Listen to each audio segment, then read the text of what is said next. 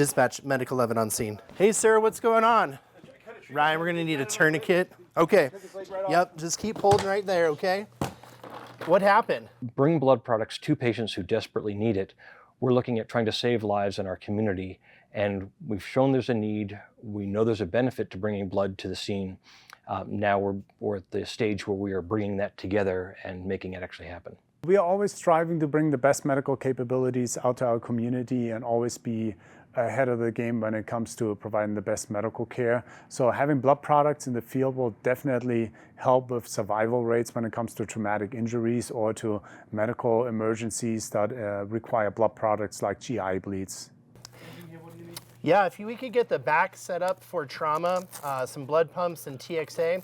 All right, and then tourniquets locked. Okay. Program here at South Metro regarding blood is that we've partnered with resources in our community to have packed red cells available with the 2 EMS supervisors, the Med 1 and Med 2, to be administered in the field to patients who are critically ill with hemorrhagic shock who would benefit from pre-hospital transfusion. So the AdventHealth Foundation has graciously agreed to support this program in our community. So we get the blood from the blood bank, but through the hospital. Blood is valuable. This is an incredibly important resource for patients. And there always seems to never be enough blood within the community for hospitals, for other venues that require blood.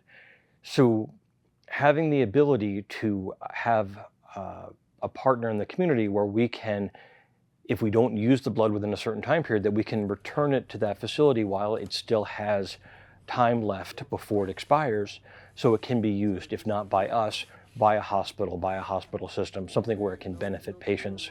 Hey, I think I don't feel radial pulse. I think he's pretty hypotensive. If you can get the back set up for blood, we'll get a set of vitals once we get in there. We identified approximately 60 to 70 cases that would have qualified for field blood, and that was enough for us to decide that we need blood in the field and start our field blood administration program. When we talk about pre-hospital blood, this is something which is being utilized in approximately 1% of EMS agencies nationwide.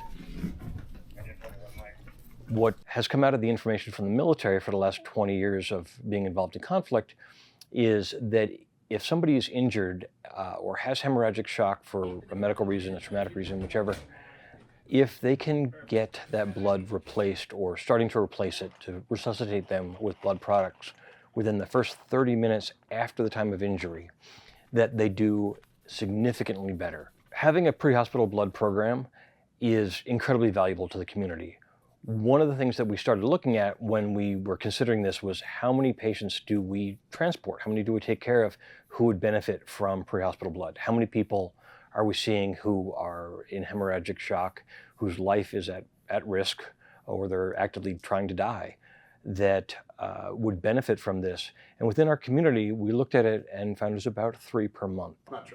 So what this means for South Metro, when we do have those traumatic injuries or medical emergencies that require blood products, we have them available earlier than getting to the hospital and then always being behind the power curve. So having that available in the field will dramatically increase survivability for our patients. Our blood program, we are carrying packed red cells. So this is the component of blood that has the red cells, the cells that carry oxygen, so from your lungs to your tissues and feed your organs and keep them alive. But within the Denver metro area, we are the only one right now carrying blood in the field. Packed cells have a shelf life of up to 42 days. We get the blood through the blood bank. It is stored in a specialized cooler that keeps the blood at the required temperature to maintain its viability. Each unit of blood has a specialized temperature-controlled monitor on it, which gives us a way of verifying that the blood's been kept at the correct temperature. So each cooler has a specialized cool pack in there, which is good for 72 hours. We are changing them out every 24 hours to give us some additional reserve in terms of time. So if there was ever an event where blood couldn't be brought back to change out the cooler insert, we have some reserve time. When we get to a point of time when that blood has 2 weeks of life left before it expires, it will then be returned to the blood bank at one of the hospitals, in this case AdventHealth Parker, where it can go back into circulation. So if we don't use it, there's a hospital system that can use it in that time period so we don't waste any. There's always a need for blood in hospitals, with EMS, in the community. If people would like to get involved, and we certainly would appreciate it and encourage it, consider donating blood.